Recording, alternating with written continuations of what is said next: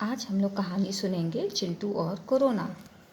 एक बार चिंटू अपने घर में टीवी देख रहा था।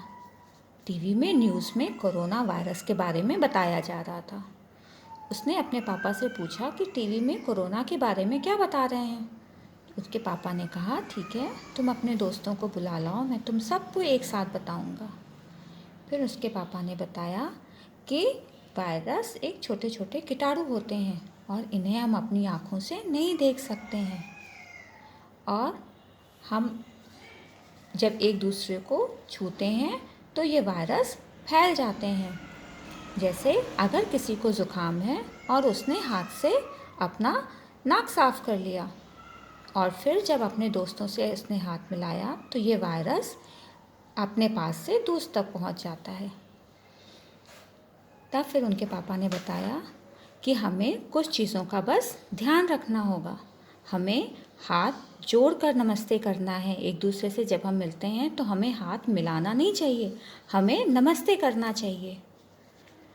और अपनी साफ़ सफाई पर भी ध्यान देना चाहिए, जैसे अपने मुंह और नाक को मास्क से ढक के रखना चाहिए। खांसते समय या छींकते समय हमें अपने मुंह पर रुमाल रखना चाहिए।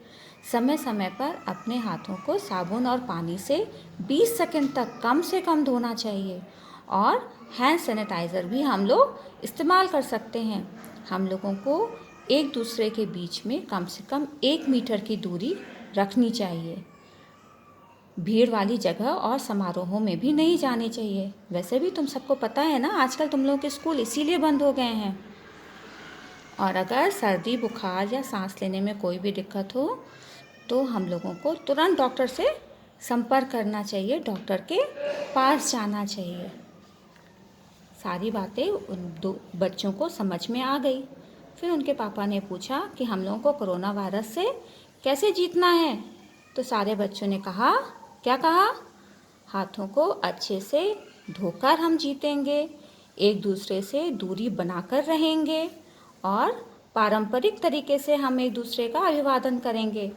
जो डॉक्टरों ने कहा वो हम सारी बातें मानेंगे और इस तरह से हम कोरोना वायरस से बच सकते हैं।